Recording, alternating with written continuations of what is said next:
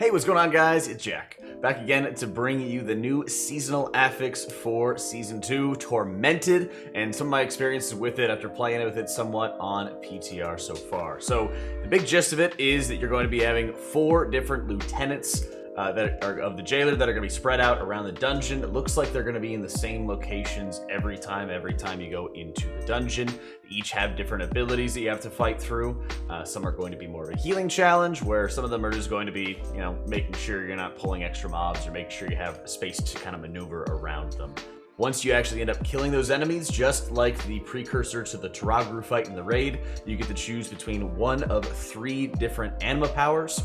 And for these anima powers, the same type of enemy is always going to have the same type of new anima powers at your disposal. So I want to go over the ones from a healing perspective, talk about some of my experiences, and talk about what I think of the affix thus far. So first things first, one of the biggest things is just how it's going to affect the routing of the dungeon. In something like Halls of Atonement, you can pretty quickly and easily grab 2 or 3 of the different lieutenants really quickly, so you can kind of grab all your powers and then start clearing through the rest of trash. But how to do that efficiently and make sure you're not backtracking is always going to be something that's very important. So, for example, one of the Shard of Halkias is going to have right behind it, one of the mobs is going to be the Executioner that you're going to have to be dealing with here, and he is going to have just a reduced healing effect aura that's going to be around him at all times. He's also going to have a charge, which leaves a pretty nasty bleed. I found that you're able to grip people out of the way of the charge. You're probably able to Dora's Shadows, but you got to be really quick about the cast time. You'll likely be able to blink, disengage, all that other good stuff to be able to avoid that bleed. He also puts up a Decapitate, which deals a crazy amount of damage to the tank, and as well, a big physical bleed going on. So for that, really just going to be a lot of tank support and how well your tank's going to be able to mitigate it. For your team, how well they can start dodging some of those attacks and reduce their own damage taken. And for something like this, it's definitely not something you want to mix with that Shard of Halkias, so its positioning also kind of forces you to fight it on your own. Once you kill it, however, you are accessing 3 different powers. You're going to be having access to the Overflowing Chalice, which is super insane. Your healing spells have a chance to generate loose mana, which can be collected to restore 10% of your maximum mana.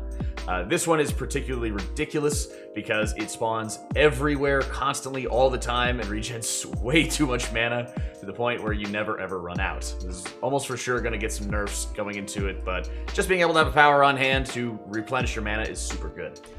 The other one, Stabilizing Diamond Alembic. Standing still stores healing equal to 3% of your current health every second, up to your max HP. Whenever you move, the energy is expended to heal the most injured person within 40 yards. Pretty heavily moving a lot of times in these dungeons, especially if you're just going to mount up and start running from point A to point B, and then you begin another pull. You're kind of just blowing all of that energy away, and you're not really storing it up for any one moment. It seems to have more situational uses, but it really pales in comparison because no other boss offers Overflowing Chalice at the moment, and there's only one other option that you have at your disposal, which I'll talk about in a little bit. Champion's Brand is featured both on this Executioner and another of the Jailer's Lieutenants. When you're above 70%, your haste or crit is increased by 8%, which always chooses your highest stat. So that is, this Executioner is probably one of the most interesting ones for healers because it just basically gives you unlimited mana.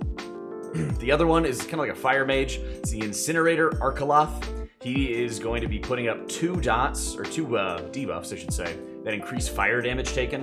You can only dispel, of course, one of them at a time, and he also applies it about every 6 seconds, so you can't dispel it really quick enough. But if there's already one present on the tank, because he's always going to be putting out debuffs on the enemies that are closest to him, if he already has one up on the tank, you dispel it onto a ranged. He's just going to toss one more up and refresh it on the tank. So you got to make sure you're kind of watching your positioning so that you're not like trading around who is going to be closest to the enemies, so that you're not like stacking multiple debuffs onto people or anything like that. I didn't see that happen, but again, we were running with all range, so nobody was running all over the place. You also, once you kill him, are going to have access to that Champion's Brand. You also are going to have access to Pedestal of Utter Hubris, where you're above 90% health, your healing done is increased by 15%. And you also have the Bottle of Sanguine Ichor. Most of the hype around the new affixes and everything, or the new anima powers you'd have access to, was around this sort of like bounce back or throwing affixes back at like your enemies. So this one's kind of like that, where your healing spells and abilities have a chance to heal allies and also damage enemies that are going to be around. So one of the big things like that is it's basically kind of tossing an AoE Sanguine off of yourself. So that also means you need to be closer to melee or closer to, you know, allies or enemies or whatever to actually get more value. Because it's just it's a 12-yard radius outside of yourself that you have to deal with. You also are going to have a frost version of this enemy called Oros Coldheart. He is going to be having a very, very nasty debuff. It deals a ton of damage to the target that it afflicts. It also makes it so that you can't stand near that person, otherwise you're also going to be affected by that large ticking damage. And he also slows all of his enemies and has a really large frontal that knocks players back super crazy far. So getting knocked back into a lot of enemies and everything can be extremely, extremely debilitating.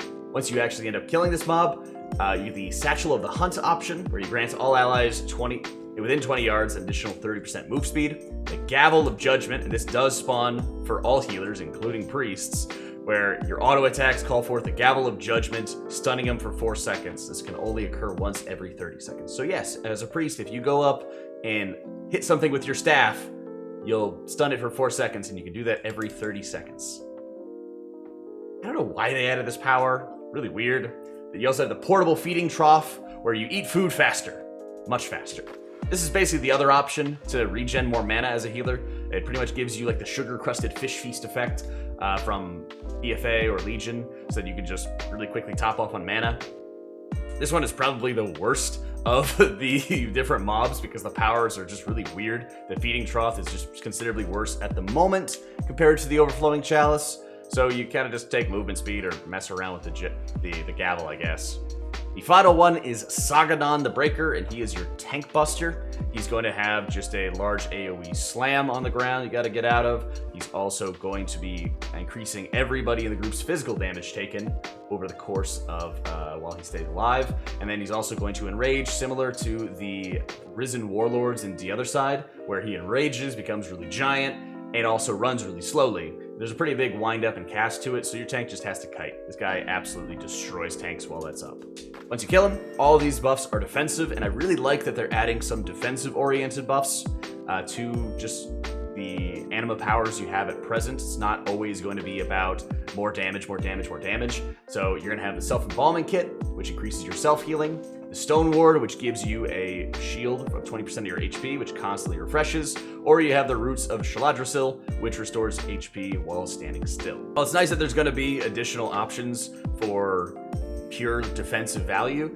The balance of these and the balance of a couple of the other anima powers are just pretty bad right now. You know, having just constant Pride As level, if you played back in Legion, Pride As level absorbs all the time is really, really helpful for just a lot of different dungeons, especially as you go into higher keys.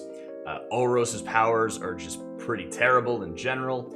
The Overflowing Chalice for the mana options are just super powerful relative to the alternatives, and you can't stack multiple champions brands for the additional haste benefits either. So in a lot of respects, you're kind of pigeonholed into what powers you really look to be taking as a healer in a lot of respects, and there's not going to be a great amount of variety at the moment, but there is some speculation since a lot of these mobs have torments to them, similar to how Torghast does as you go into higher and higher floors, right? So the Incinerator Arcaloth has a torment, which is just like the Soulforge wing of Torghast, where he just does a lot of ticking damage to everybody, right?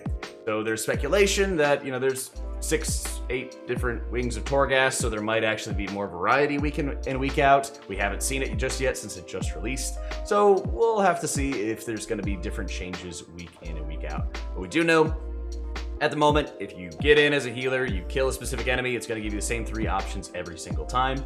Some of them are pretty broken, like we said. There's also the option that you could spec into a DPS, zone into the dungeon, grab that power that is DPS oriented, and then go back out and go back as a healer, and then you're able to keep that damage oriented, that DPS only power, and then grab healing powers for the rest of the dungeon.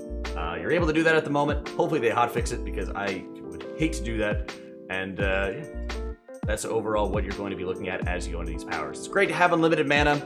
It's cool to be able to have a little bit of extra defensive value, and I like that they're kind of going off of like the Awakened strategy, but you're not going to be able to use those little Nyalotha zones to be able to refresh or change around any of your routes. Overall, it's kind of underwhelming in terms of the different powers that you have access to from a healer point of view, but I do like the general idea of what they're going for. What I'd like to see is start copying some of the different Taragru-based powers that they've had already, so that you're going to be able to empower certain individuals, that you're going to be able to reasonably be increasing your output in some ways, rather than it just being based off of, where your health pool is sitting at the moment. I think that's kind of a mistake as well. And overall, they've tried to be able to put together this idea of like, there's a bolstering effect, and there's a volcanic plume effect, there's a sanguine type effect, but in a lot of respects, you don't really feel as if you're tossing any of these affixes back at your opponents in any major way. You're like, oh, I exploded for some damage, and then that's about it. There's not as large of a healing requirement, and that's also going to be a very important thing. Pretty much the biggest one is going to be that Incinerator mob, and then probably the Executioner Baroth. So those are probably going to be the two biggest enemies that will cause some strife for your healers. But the big thing is, it kind of just reinforces the Paladin meta again, Being able to bop off or immune off some of the nasty bleeds or charges that you have access to. It's nice for the Incinerators because you can mass dispel some of the debuffs if you needed to. But in general, you can just single dispel once every time, and as long as your tank's decent at taking magic damage, it's not that big of a deal. Being able to have the Freedom on hand is going to be really, really useful for when fighting Oros Coldheart because of the mass slows. And all of this starts accumulating because if you decide not to kill some of these enemies, as I mentioned before, Oros has probably the worst powers. If you go into the last boss fight without killing an enemy, you don't spawn the enemy that you ignored, you just have that torment effect attached to the boss. So for the Incinerator, it's going to be ticking damage. For the Executioner, it's going to be healing taken reduction. For Oros, it's going to be a slow. And finally, for Sagadan the Breaker, the tank buster, it's going to be additional physical damage taken. So you can get around these different affixes, and it's almost like you're encouraged to get around them in many ways because the punishment for skipping it is super crazy light. A lot of it seems to kind of double down on the meta that we've seen before, and I was really hoping for a bit more of like spec-specific buffs for some of the underperforming specs. Unlimited mana does definitely help out Discs and Mistweavers in a big way, as well as all the other healers, sure. But I don't think that these things do enough to start pushing down Holy Paladin from the craziness that it sits right now, especially because there's no more Prideful for them to heal, so they can spend even more of their time just pumping huge damage and keys. Let me know what you guys think. If you've seen other streams or have some thoughts on where it's going, be sure to let me know down in the comments down below. And of course, we're going to be streaming a whole bunch more testing and trying out some different strategies with our routes. So be sure to check it out at twitch.tv/AutomaticJak below. Thank you for watching, guys. Hope you all enjoyed it. I'll catch you all next time.